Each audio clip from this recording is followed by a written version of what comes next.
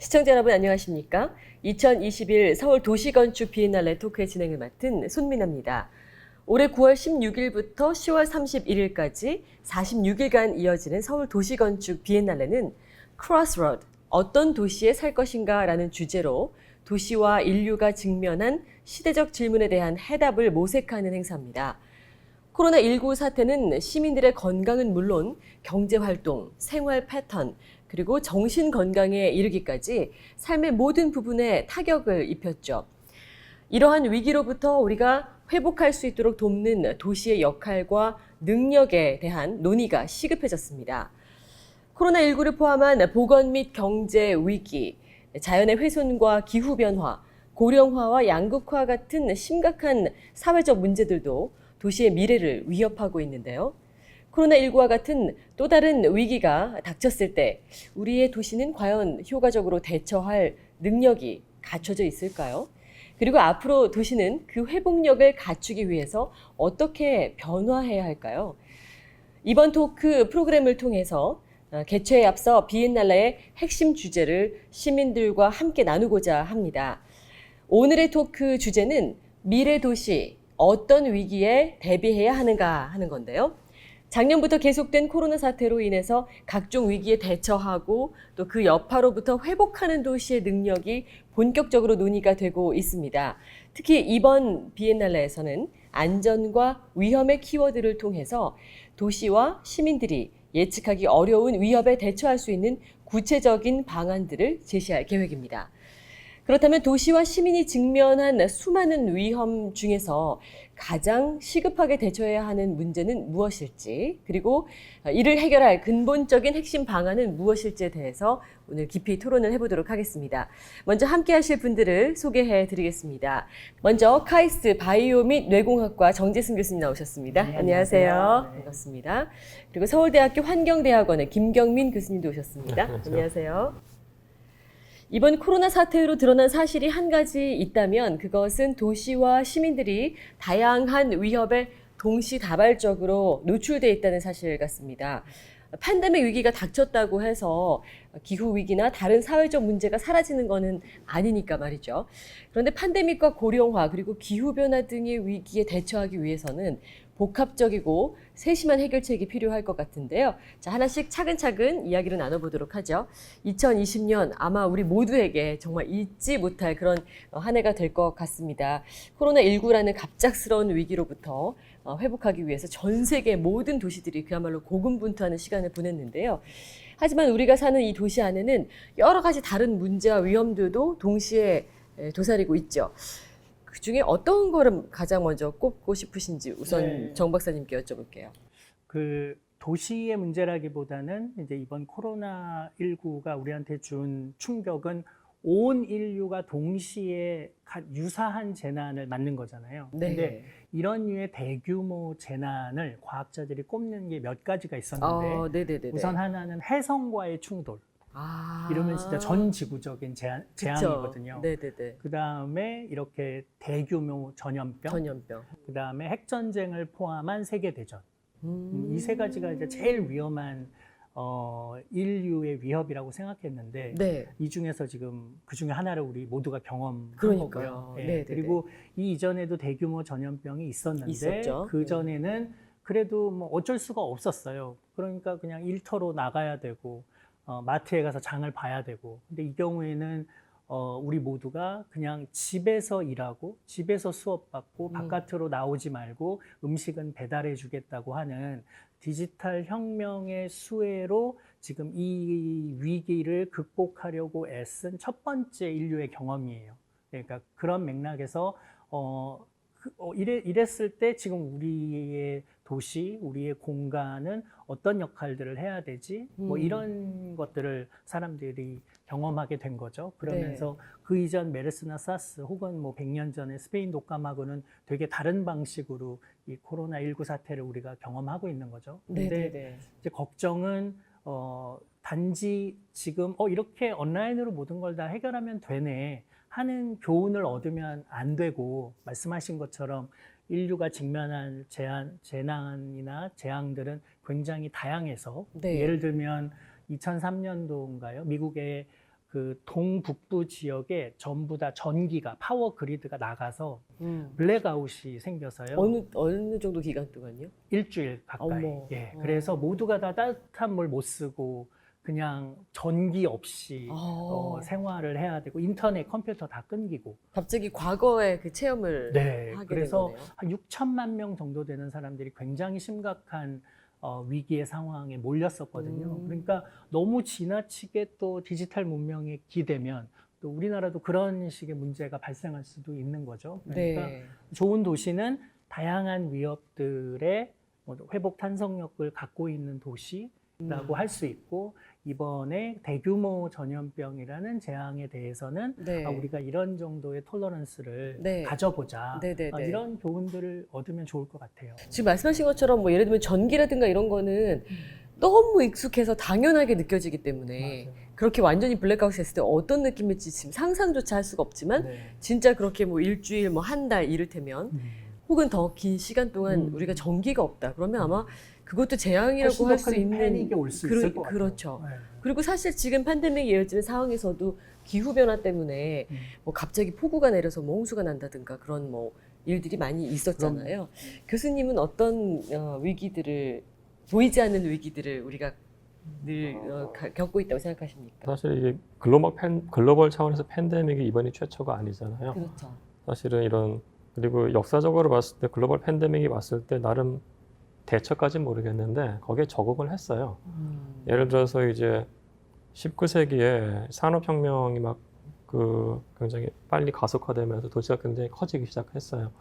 근데 당시에 도시라는 게 이제 어떤 환경이라든지 보건위생에 대한 규제가 약하니까 어떻게 보면 정말로 말도 안 되는 게 지저분한 상황이었고, 그러니까 그런 지저분한 상황에서는 질병이 터지면은 확산되기 되게 좋은 상황이죠. 그렇죠. 근데 당시에 콜레라 같은 경우에 전 세계 글로벌 팬데믹 6차례가 돌았어요. 그 당시에 조선 왕조실록을 봐도 순조 때 평양에 괴지를 들어서 1000명이 죽었다는 얘기가 나오거든요. 그 당시에 콜레라 팬데믹이 지금보다 더했어요. 러시아에서 100만 명 죽고요. 예, 3차 팬데믹 때는 런던에서 2년간 한 2만 명 가까이 죽었어요, 사실은. 네. 근데 그럼에도 불구하고 이게 되게 재밌는 것들이 사실은 이거에 대해서 대응하기 위해서 도시계획적인 것들이 나오기 시작해요. 당시에 잘못 생각했던 게 콜레라가 공기중을 타라서 전파된다고 생각했어요. 네. 잘못 생각한 거예요, 사실. 네. 콜레라는 사람이 변이 지하수를 엮여가지고 먹으면서 전파됐거든요. 근데 그전에는 잘못 생각했어요. 공기중으로 전파된다고. 그러면서 이제 도시를 바꾼다는 생각을 하게 돼요, 사람들이. 그래서 도시 안에 공원 넓히고 오픈 스페이스 만들고 길을 네. 넓히자는 생각을 하게 돼요. 네. 그게 실질적으로 구현이 되고요. 그래서 저는 사실은 뭐 도시가 하나의 유기체라는 생각은 안 해요. 다만 그럼에도 불구하고 어떤 위기가 닥쳤을 때 사람들이 현명하게 거기에 대해서 반응을 한다고 보고 있고요. 지금도 네. 말씀하신 것처럼 디지털이라는 툴을 통해서 사람들이 어느 정도 반응을 잘 하고 있다고 보고 있어요. 네네네네. 그럼 전염병이란 것이 지금 우리에게 어떤 위기가 되고 있긴 하지만 네. 제 생각에는 지금 팬데믹 사태 때문에 다른 걸 다 우리가 지금 신경을 하나도 못 쓰고 있는 것 같아요. 뭐 이를테면 그 앞에서 제가 언급했던 고령화 문제도 그렇고요. 네. 기후 변화 문제도 사실 굉장히 심각하고 올여름만 해도 진짜 더 덥지 않나요, 작년보다? 뭔가가 맞아요. 지금 하여튼 이건 진짜 아닌 것 같아라는 그런 일들이 세계 곳곳에서 벌어지고 있는데 우리가 실감을 못할 뿐인 것 같거든요. 네. 그럼 그런 수많은 문제들 중에서 가장 먼저 가장 먼저라고 이렇게 순서를 정하는 건 힘들지만 그래도 가장 시급하다고 생각되는 문제는 어떤 것들이 있는지 두 분의 의견을 듣고 싶습니다. 이렇게 글로벌 차원에서 엄청난 위기가 닥쳤으면은 네. 경기가 안 좋아지는 게 맞고요, 사실은. 그죠? 네. 그러면은 사실은 자산 버블 같은 게 생기면 안 돼요. 네. 근데 작년에 이제 유동성이 과잉되면서 전 세계적으로 네. 있는 사람하고 없는 사람 격차가 이렇게 발생됐어요. 네. 그게 이제 단순히 그 사람 간의 격차뿐만 아니고 기업 간의 격차도 엄청나게 발생됐거든요. 네. 뭐 그냥 뭐 제가 부동산을 하니까 예를 들어서 뭐 온라인 쇼핑몰의 왕자인 아마존하고 네. 미국에서 오프라인 리테일의 왕자인 사이먼 프로퍼티 그룹 같은 경우에는 2010년대 중반까지 가격 비슷하다가 지금은 이렇게 됐어요. 예. 그러니까 기업들도 그렇게 되니까 사실은 뭐 도시 차원에서도 문제가 발생될 거고요. 결국 이게 격차의 시대가 굉장히 크게 도래할 것 같아요. 그럼 격차의 시대에서 이제 그 자산이 없는 층하고 있는 층하고의 그 어떻게 보면은 격차가 더 많아질 것이고 그건 결국은 사회적 형평이 깨지는 거예요. 사회적 형평이 깨지는 거고 아까 디지털 말씀하셨지만은 이 디지털 디바이드가 더 심해질 수도 있어요. 그러니까 예를 들어 가지고 제가 작년에 봤던 뉴스인데 그 탈북자 같은 경우에 청소년들 가뜩이나 이제 교육 관계도 힘든데 집에서 혼자 사는데 디지털 디바이스가 없는 거예요. 네. 있는다고 했어도 이게 잘 활용을 못 하고요. 그리고 이제 우리나라에서 이제 시니어 계층들 한 절반 가량 기초수급자거든요. 그분들은 거의 디지털 디바이드의 가장 큰 피해를 보는 계층인 거죠. 지금 같은 상황에서는 그 사람들의 피해가 더 커질 수도 있는 상황이어서 제가 바라보는 이 격차의 시대에서의 문제점이라는 게 우리가 도시를 얘기하고 도시민을 얘기한다고 했을 때 이 격차를 어떻게 보듬을 것인가, 사회적 격차에 대한 부분들, 그게 좀 많이 이슈가 됐으면 좋겠어요. 네, 사회적 격차 여러 가지 면에서 해석이 될 수 있는 불평등과 양극화 그렇죠. 너무 심각하고 네. 그리고 점점 더 심각해지겠죠? 더 벌어지고 이게 끝나면. 있고 네. 네. 그리고 그게 뭐 저출산으로 사실은 우리나라 같은 경우에는 특히나 이어지고 있고 네, 네. 네. 요즘 젊은이들 뭐 결혼도 하기 싫다, 뭐 네. 아무것도 하기 싫다 이런. 보니까 작년에 지금 태어난 아이 수가 뭐 27만 명, 네. 28만 명 그 네. 정도 수준인데 뭐 우리 때를 생각해 보면 100만 명도 넘게 나왔는데 거의 3분의 1 토막이 난 거잖아요. 네. 그러니까 이제 굉장히 심각한데 결국은 그게 노동 생산 인구가 줄어든다는 뜻이거든요. 그러니까 결국은 우리가 한 90년쯤 살면 그 중에 30부터 60, 그 시기에 노동력을 통해서 가치를 만들어내고 그리고 그때 그 세대가 만들어내는 가치로 30 이하의 미래 세대나 60이 넘으신 어르신 세대까지도 지금 부양을 하는 그런 상황인데 이 가운데 세대가 이제 점점 수가 줄어들면 네. 우리 사회는 예를 들면 연금 제도가 제대로 잘 활성화되어 있는 것도 아니고 네. 사회적 안전망이 잘 확충된 것도 아니기 때문에 네.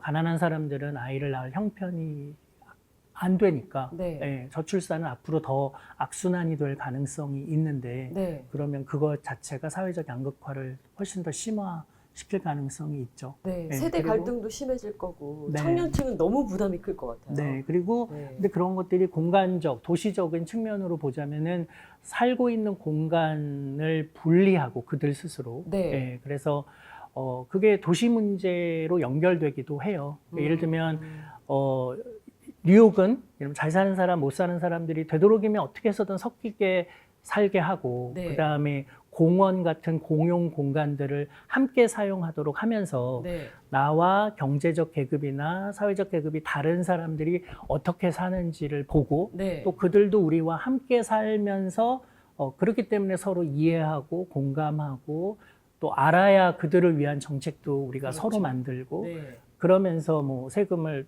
누구는 좀 더 내야 되는 상황에서도 기꺼이 더 낼 수 있는 마음도 만들어지고 네. 이제 그런 것들이 도시가 해야 될 역할들인데 이렇게 양극화가 심각해지는데 그들이 우리나라는 특히나 막 분리해서 살려고 애쓰거든요. 맞아요. 아파트 동의 평수가 다르면 아파트 놀이터도 같이 공유하지 않으려고 하고 하는 문화들이 있잖아요. 네. 굉장히 극단적으로 한 도시 안에서 이렇게 경제적 계급이 다른 사람들이 서로 섞이지 않으려고 애쓰면서도 강을 사이에 두고 굉장히 가까이 두고 사는 모습 보면은 이건 근본적으로 도시의 외형을 바꾸면서 뭔가 그들이 서로가 서로를 이해하고 우리는 결국 더불어 사는 사회라는 걸 좀 느끼게 하는 거 네. 이런 것들이 좀 필요한 것 같아요. 네, 제가 궁금한 거는 이 팬데믹을 거치면서 진짜 다양한 사람들의 목소리로 이 도시가 변화해야 된다. 우리 삶의 뭐 패턴이 달라져야 된다. 뭐 여러 가지 그 변화에 대한 그 이야기를 들을 수 있었잖아요. 그리고 실제로 이 코로나19 사태가 뭐 종식만 되면은 뭔가 완전히 다른 세상으로 우리가 이 도시를 만들고 국가를 만들 것처럼 이야기들을 하지만 실질적으로 어떤 변화가 있었는지는 저는 아직까지 잘 모르겠어요. 그래서 어떤 방향으로 또 혹은 어떤 문제가 어떻게 달라져야 하는지 이 팬데믹을 거치면서 깨달았지만 아직 실천이 안 됐다거나 앞으로 해야 될 거라고 생각하시는 그런 문제점들 있으면 좀 말씀 부탁드립니다. 이게 사실은 그 기술 혁신이나 기술 변화가 오면은 네. 도시에서의 기능들이 많이 바뀌었어요. 그러니까 단적으로 이제 그러니까 부동산은 크게 유형이 4개예요. 네. 그러니까 주택이 있고요. 네. 그다음에 오피스 건물이 있고 네. 물건 파는 리테일이 아, 있죠. 네네네. 그리고 이제 웨어하우스 또는 우리가 산업시설이라고 하는 물류 창고 같은 것들이 있는데 네. 그 산업혁명이 일어나면서 최초로 도시 안에 공장하고 물류 창고가 들어와요. 아. 예, 그래서 그 기능이 바뀐 거죠. 그리고 이제 20세기 서비스 도시가 되면서 물류 창고와 공장이 뒤로 빠져요. 그 안에 이제 대규모 오피스 단지들이 들어오기 시작을 해요. 근데 지금 2000년대, 10년대 이후에 지금 저는 이제 플랫폼 도시라고 얘기를 하는데 이게 되면서 과거에 없던 것들이 나타나기 시작해요. 그러니까 우리가 작년에 코로나 겪으면서 그 리테일들, 오프라인 기반 리테일들이 망가졌잖아요. 네. 쇼핑몰도 굉장히 안 좋고 네. 백화점도 망한다고 그러고. 근데 백화점이나 쇼핑몰, 대형 마트 같은 것들이 망한 거는 2010년대 중반부터예요, 사실은. 아, 이미 이미 망가지기 시작했었어요. 부동산 네, 네. 학교에서는 망가진 리테일을 어떻게 바꿀 거가 최대 하드였어요. 네. 그리고 그 자리를 이제 물류 창고들이 들어오기 시작을 하는 거예요. 네. 그러니까 아마존에 있는 물류 창고가 버크로 들어오는 게 아니고요. 네. 그 아마 뭐 배달의 민족이나 이런 거 보시면은 1인 가구들이 비마트라는 걸 해요. 네. 비마트가 집 주변에 있는 데서 우리가 이거 마이크로 풀필먼트 센터라고 하거든요. 그런 것들이 거기서 배달이 되는 거예요. 그래서 도시라는 게 지금 보면은 주거가 있고요. 오피스 여전히 있고 리테일이 망가지기 시작을 해요. 네. 없어지면서 그 자리를 약간 좀 이런 물류와 관련된 기능들이 채우고 있어요. 근데 그게 이제 작년에 굉장히 코로나 때문에 굉장히 더 심화된 거고요. 계속 네. 배달로 시켜 먹으니까요. 네. 근데 그건 하나의 트렌드인 것 같고요. 그럼에도 불구하고 도시가 완벽하게 바뀌는 거에 대해서는 여전히 기능들이 있기 때문에 좀 조심해서 바라봐야 될 측면은 있어요. 왜 그러냐면은 이제 20세기 초반에 1920년대, 30년대 미국이 이제 텔레커뮤니케이션 혁명하고 교통혁명을 경험을 해요. 포드 자동차 같은 것들이 대규모로 나오면서 사람들이 모빌리티가 증가됐고 그때 라디오 그리고 전선 그리고 이제 뭐 TV 같은 것들이 나오면서 그때 생각했던 것들은 더 이상 중심도에 서서 일하지 않고 사람들은 다 교회화될 거라고 생각을 한 거예요. 근데 사실은 그거는 일부는 맞고 일부는 틀린 거예요. 중심도시 여전히 성장을 했고 일부 사람들은 이제 교회적으로 간 거죠. 그리고 우리가 1990년대 후반에 인터넷 나왔을 때도 비슷한 생각을 했어요. 도시 경제하는 사람들은. 그때도 더 이상 오피스 기능 필요 없다. 다 재택근무할 것이고 다 이제 교회화될 거라고 생각을 했는데 그것도 틀렸어요. 그 네. 이후에 뭐 런던이건 파리건 뉴욕이건 중심 도시 오피스 가격은 굉장히 많이 급등했어요, 사실은. 예. 허브들이 생겼거든요. 예. 그래서 오히려 몰리는 일들이 오히려 예, 그 그래서 일이네요. 이게 그 한쪽으로 바라보는 건 굉장히 위험해요. 네, 사실은 네, 뭐 네. 오피스 기능이 전면 교회화될 것이라든지 아니면은 오프라인 리테일 기능들이 안 좋긴 할 거지만 다 없어질 거라든지 네. 모든 것이 다 디지털화될 거라든지 뭐 이런 게 약간 좀 위험한 것 같아요, 저는. 네. 그런 생각이 위험한 건가요? 아니면 그런 그런 방향으로 나가는 일방 아니요 나가는 방향 자체는 어쩔 수 없을 것 같아요. 그 네. 안에서 이제 그 시당국에서 해야 될 거는 피해를 보는 사회적 약자에 대한 케어는 해야 되는데 네. 기술의 흐름이라든지 아니면 도시의 기능이 변화한다는 것도 일부러 막을 수는 없을 것 같아요. 네. 그 안에서 우리가 뭔가를 해야 되는 건데 다만 네.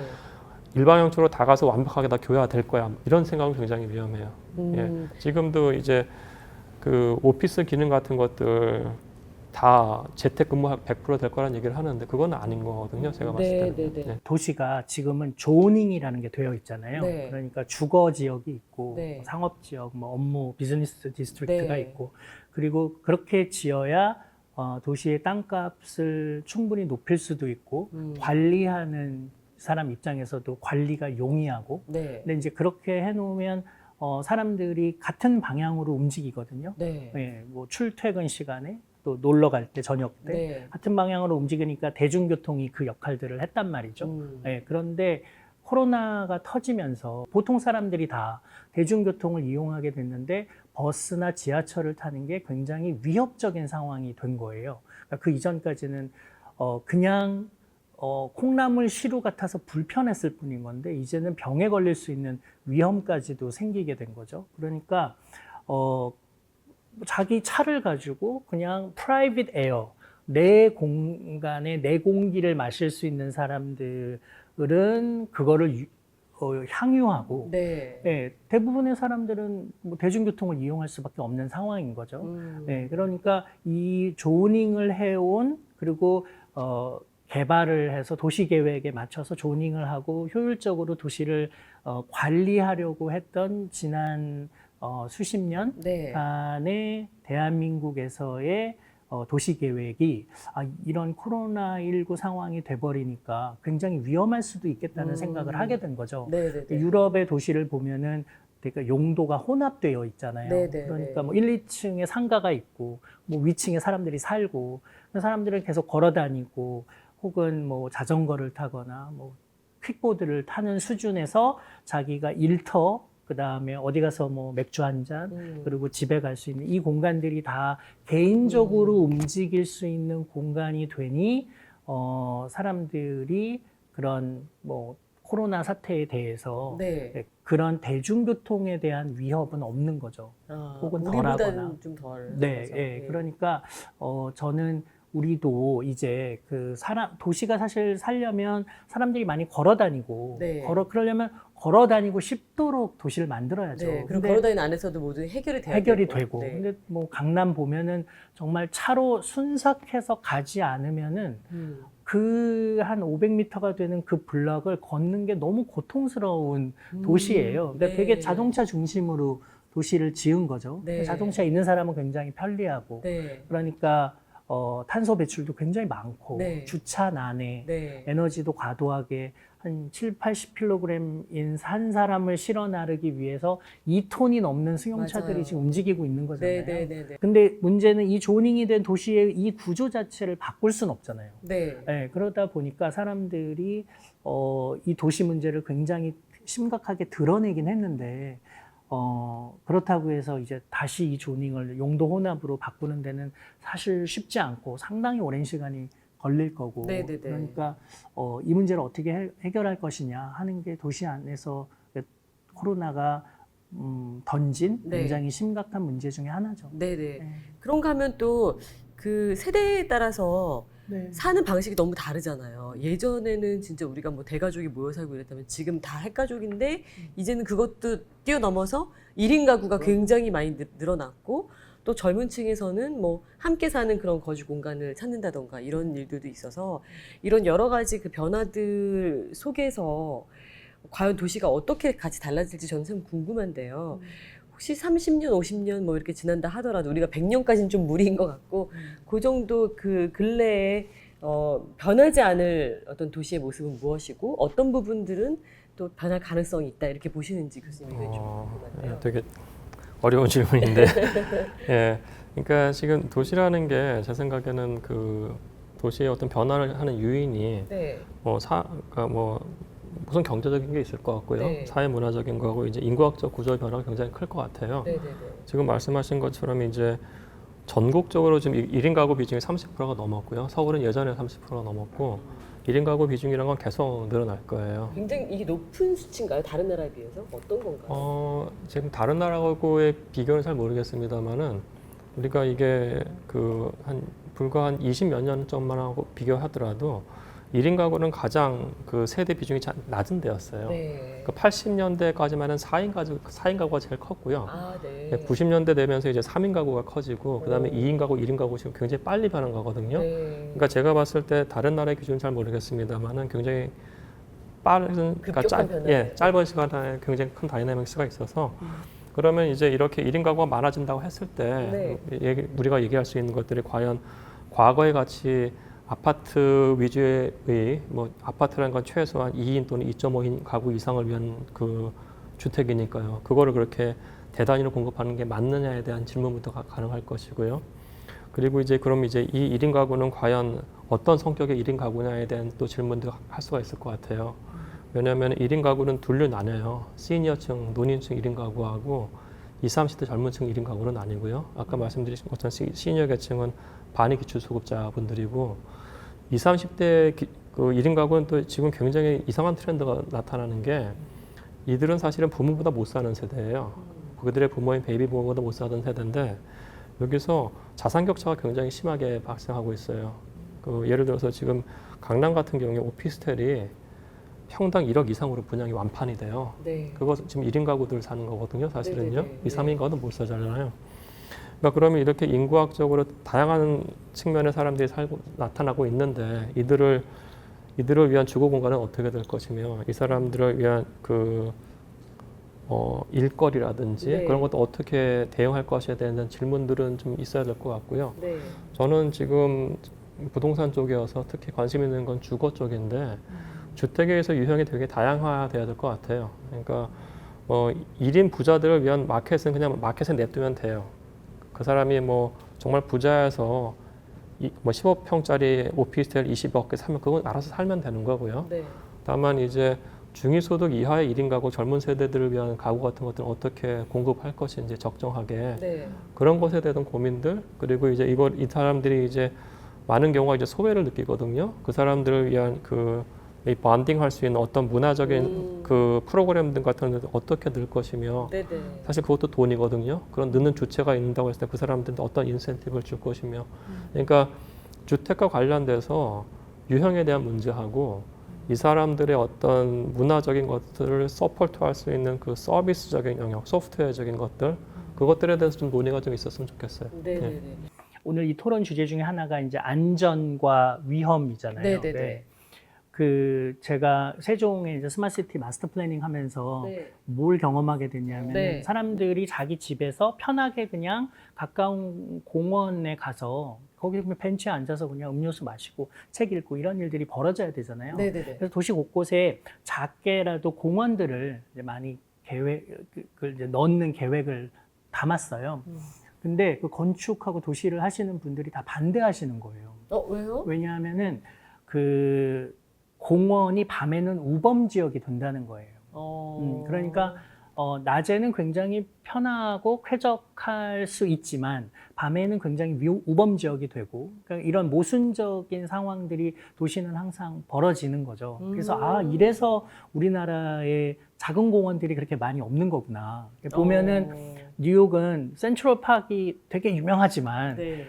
굉장히 작은 공원들이 많아서 네. 뉴욕만 해도 자기 집에서 공원까지 가는데 한 300~400m 평균이 한 그 정도 된다고 하더라고요. 네. 근데 우리나라는 한 1.4km 정도 돼요. 네네. 그러니까 맘먹고 나가야 되고 맞아요. 한강 고수부지 뭐 가서 자전거 타야 되고 그러니까 그냥 편히 갔다가 돌아오고 이럴 수가 없고 그렇기 때문에 우리나라에 그렇게 커피숍들이 많은 거거든요. 맞아요. 네. 아니 근데 우범 지역이 될 수 있는 가능성이 있다고 해서 공원을 안 만들 수는 없잖아요. 그러니까요. 그래서 아까 말씀하신 대로 만약에 이제 그런 류의 어떤 인위적인 노력이 필요할 때 네. 정책을 잘 세워야 된다. 네. 이런 말씀하셨고 네. 동의하고 네네네. 또 거기에다가 테크놀로지 같은 것들을 이제 활용해 볼 수 있는 거죠. 네네. 예를 들면 공원은 짖되 네. 밤에는 뭐 스마트 치안 같은 것들을 한다든지. 잘 놔서 밤에도 우범 지역이 되지 않도록 하는 것. 네. 그러니까 충돌되는 모순된 욕망이 도시 안에는 네. 얼마든지 존재할 수 있고요. 네네. 근데 그렇기 때문에 어느 하나를 희생하거나 또 어느 한쪽의 욕망을 부정하지 않고 네. 그럼에도 불구하고 그 두 문제를 다 잘 해결하려면 어떻게 해야 되느냐. 네. 사실은 이게 도시의 문제를 푸는 사람의 태도여야 되고요. 네. 네. 그리고 이제는 그걸 사용할 수 있는 방법들이 점점 많아지고 있는 거죠. 그렇죠. 뭐 정책적으로도 그렇고 뭐 문화적으로도 그렇고 그리고 도시 문제를 해결하려는 많은 사람들은 그냥 땅에서 도시 계획으로 문제를 해결하려고 하는데 그러다 보면 그거는 2차원적인 계획으로밖에 될 수가 없는데 거기에 건축을 하는 사람들이 들어가면 이게 3차원적으로 같은 문제를 또 공간적으로 해결할 수도 있어요. 그러니까 여러 다양한 디멘전에서 문제를 들여다봐야 되는 게 제가 보기엔 도시 문제 같더라고요. 네, 그리고 네. 아까 말씀드린 대로 되게 충돌되는 모순된 욕망들을 어떻게 우리가 해결할까? 그러니까 과학기술도 그런 부분에서 좀 기여를 했으면 하는 바람이고요. 네. 다행히 이제 스마트 테크놀로지들이 이제 많이 나와가지고 예를 들어서 밤에 왜 그런 뉴스 보시지 않아요? 그 여성이 집에 가는데 뒤에 네. 남자가 네. 바짝 쫓아와. 네. 근데 아무 일도 안 했어. 네. 그런데 너무 무서워. 네. 근데 내가 우리 집 문에 비밀번호를 누르려고 하는데 뒤에 서 있어. 근데 그리고 들어가려고 하는데 뭐 예를 들면 뒤따라 들어오려고 하거나 발을 내거나. 네. 근데 이럴 경우에 여성은 거의 살해의 위협을 느끼는데 네. 사실상 대개의 경우에 아무 일도 안 했기 때문에 무죄가 되거나 네. 아니면 뭐 주거 침입 네. 정도의 죄만 물거든요. 아. 근데 예를 들어서 이런 상황에서 뭐 드론이 네. 그 동네를 그냥 가까이 다가가서 그 사람이 어떤 해를 끼치지 않았으니까 뭐라고 액션을 취할 수는 없지만 그 상황을 모니터링하는 것만으로도 그 사람은 범죄를 저지르지 않을 수 있거든요. 그래서 네네네. 범죄 억제 효과가 있어요. 네. 그러니까 이제 이런 류의 어떤 경찰차 타고 이렇게 돌아다니는 순찰 것처럼, 도는 예, 것처럼. 그렇죠. 근데 그거를 뭐 모든 경찰들이 그걸 계속할 수는 없으니까 네. 이제는 드론이 그런 일들을 대신할 수가 있고 네. 여성이 버튼을 누르면 네. 드론이 올 수도 있고 뭐 이제 조금 더 테크놀로지를 통해서 도시 문제를 해결하는 노력들도 요즘은 늘어나고 있죠. 좀만 애들을 하면은 네. 지금 아까 말씀하신 게 되게 핵심적인 거예요. 그러니까 지금 프랑스 파리에서 어떤 얘기를 하냐면 15분 도시라는 얘기를 해요. 네. 그러니까 비동력 수단 걷거나 아니면 자전거를 타서 15분 안에 다양한 어메니티를 경험을 해야 되는 거예요. 당연히 그린 스페이스를 경험을 해야 되는 겁니다. 그러니까 우리나라 서울이 사실은 그 녹지 공간이 굉장히 많아요. 전 세계 어느 도시도 도시 안에 국립공원이 있는 데가 없어요. 그러니까 우리나라는 국립공원이 있잖아요. 네. 그죠? 그거 말고도 뭐 북악산, 관악산 엄청 많거든요. 그린의 총량은 많아요. 근데 거기서 그린을 가기 위한 접근성이 굉장히 안 좋은 거예요, 사실은. 네. 그걸 높여줄 필요가 있는 거고요. 근데 그럼에도 불구하고 아까 다른 도시계획 또는 건축한 분들이 얘기하는 것도 맞긴 맞아요. 이게 그린 스페이스가 밤엔 우범 지역화 돼요. 그게 센트럴 파크가 보여줬던 경험이고 네. 오늘 아침에도 센트럴 파크 살인 사건 났다고 나왔잖아요. 네. 그죠? 그러니까 근데 거기서 또 핵심은 뭐냐면 그렇게 큰 공원이 아니라는 거예요, 사실은. 작은 공원이고 이거는 다양한 도시 계획적인 그 방법, 기능으로 커버할 수가 있어요. 말씀하신 것처럼 하이텍도 낼 수가 있고 또는 적정 기술로도 가능할 수가 있고요.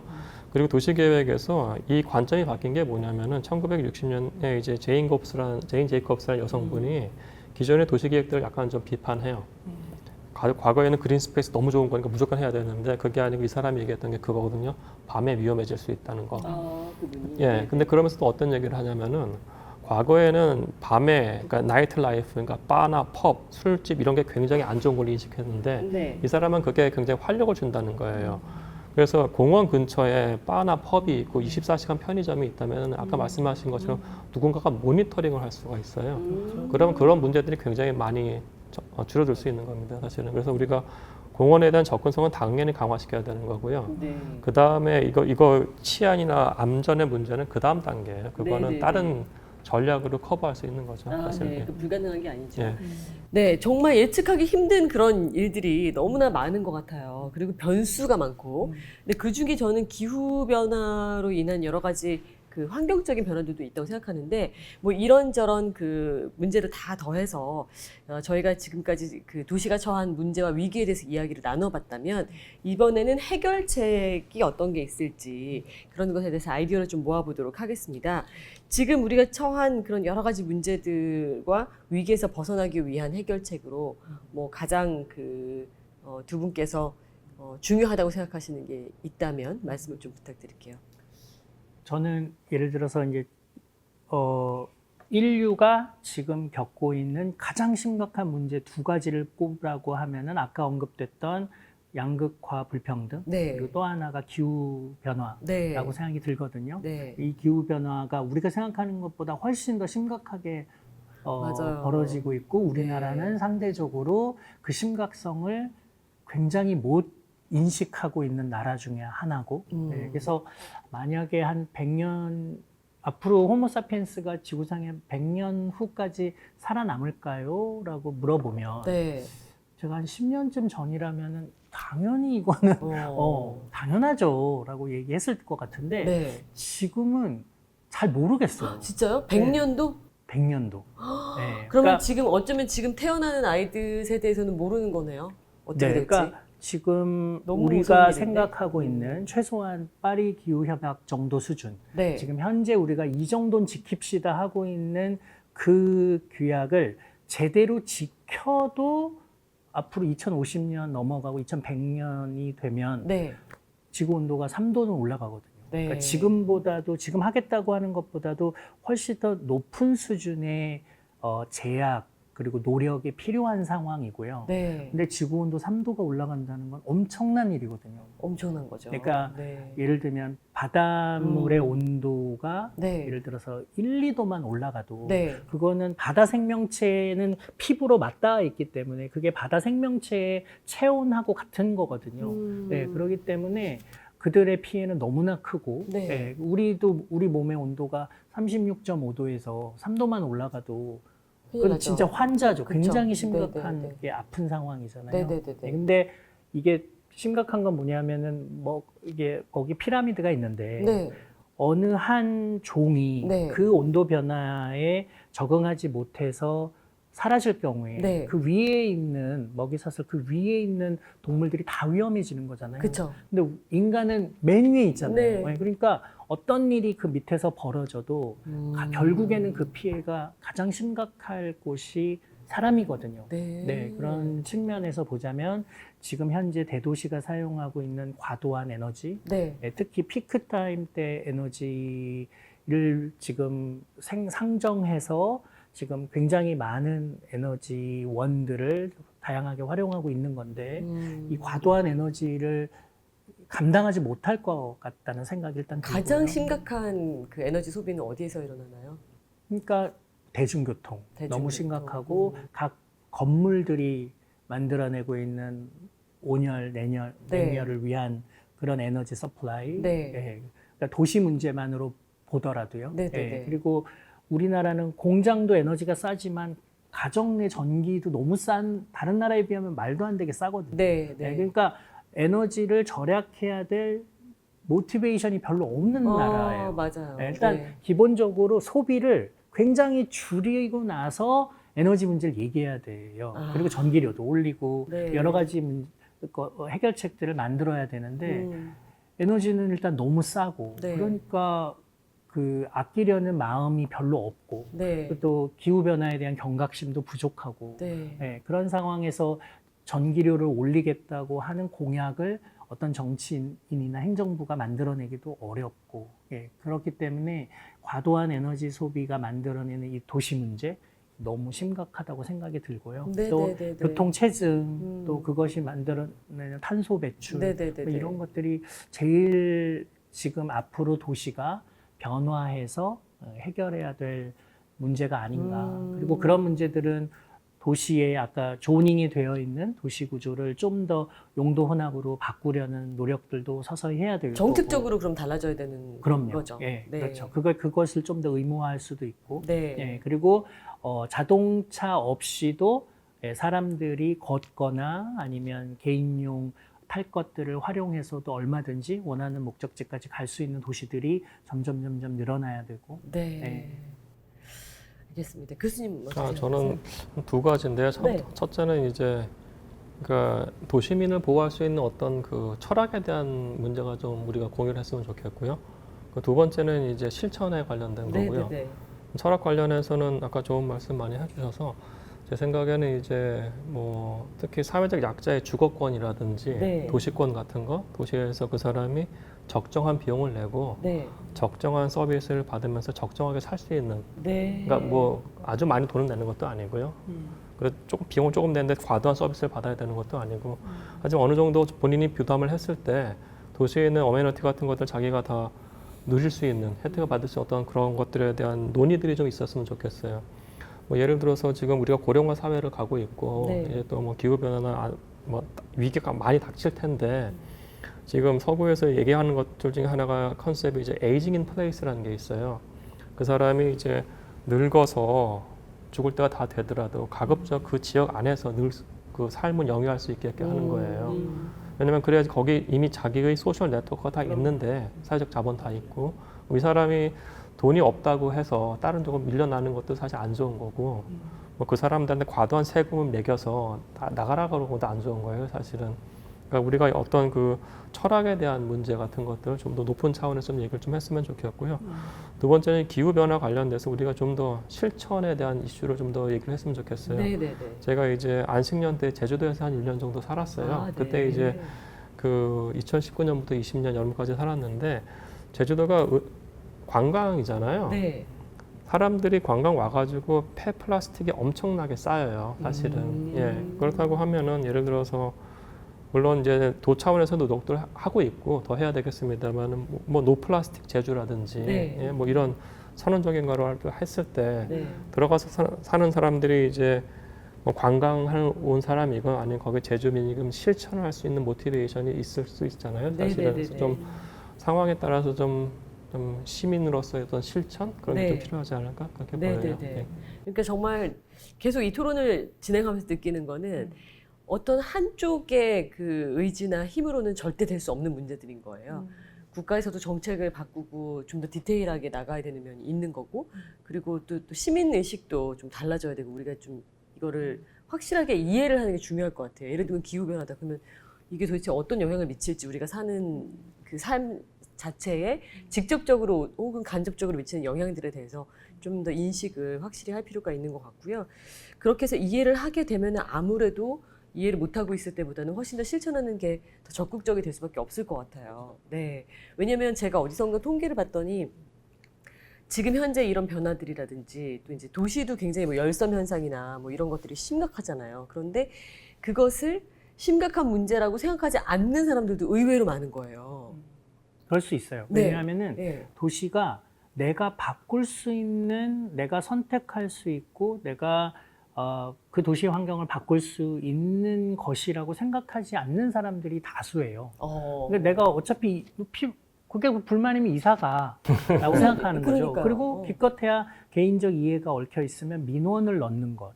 그 정도가 네. 내가 도시를 대하는 태도거든요. 이건 주어진 환경. 네. 네, 근데 사실은 도시가 어떻게 지어지고 어떻게 운영되고 네. 구성될 것이냐 자체부터 거기 살고 있는 시민들이 결정하는 거잖아요. 네네네. 그리고 그 의견들이 반영되어야 되고, 그러니까 그럴 수 있는 도시들이 점점 늘어나야 되는 거죠. 네, 맞습니다.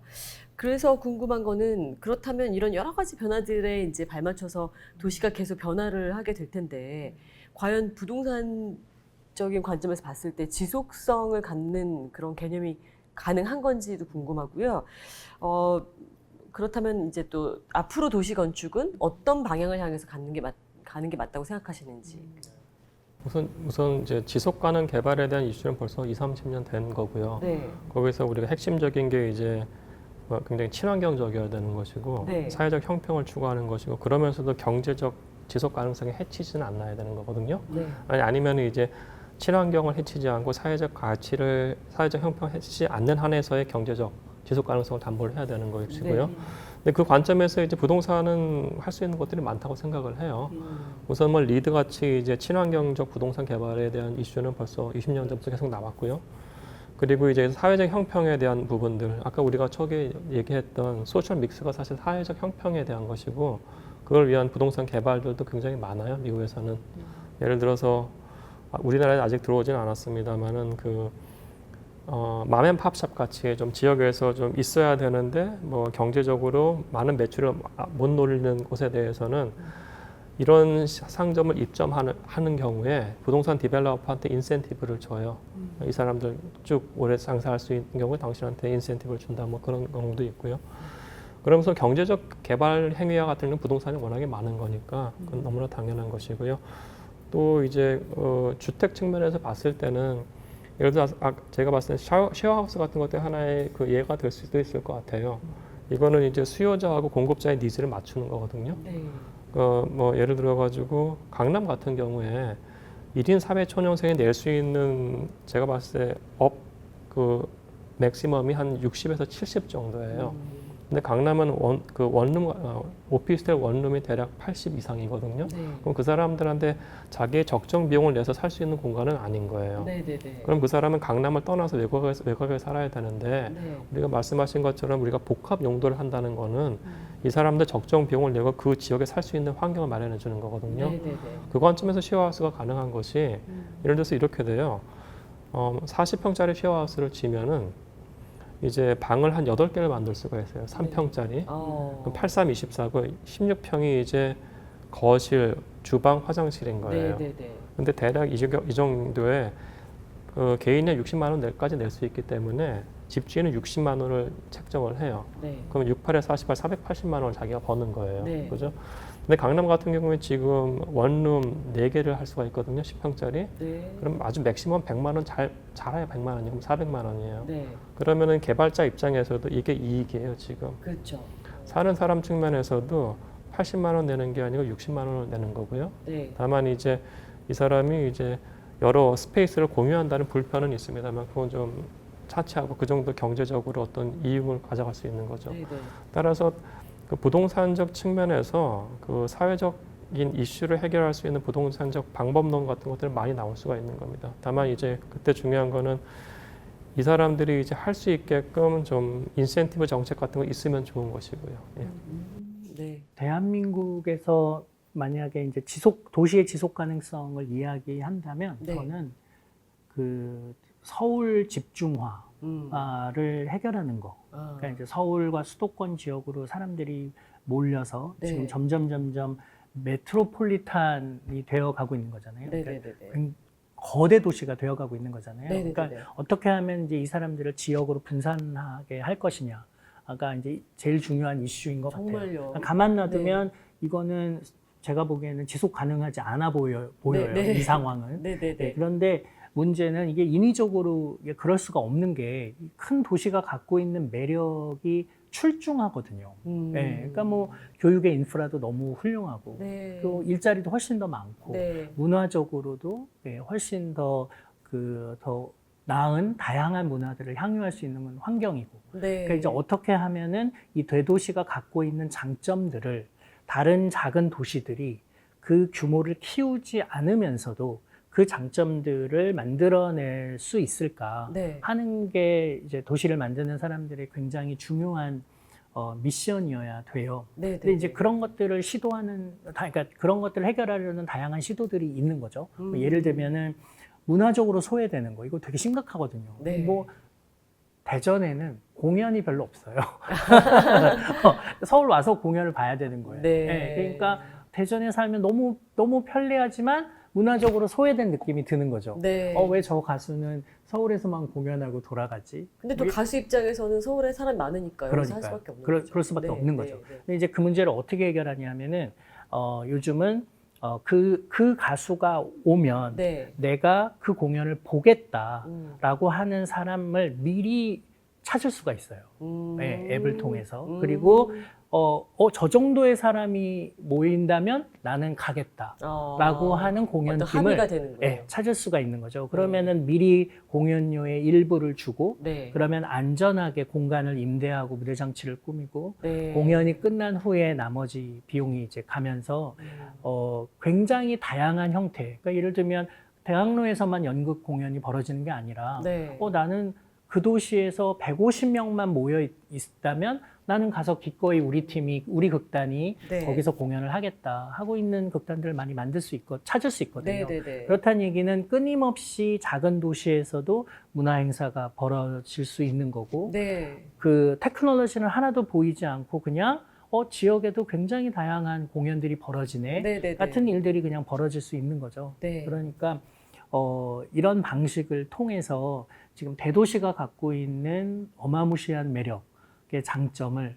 작은 도시들도 만들어 줌으로써 네. 자연스럽게 네. 작은 도시들이 갖고 있는 또 매력들이 있잖아요. 네. 그러니까 그것도 누리면서 네. 나는 그럼 굳이 큰 도시에 가지 않을래 네. 하면서 이 한반도가 작은데 네. 이 안에서도 막 모여가지고 이게 지나치게 서울에 모여 있는 이 상황이 사실은 저수출산하고도 다 연결돼 있고요. 네.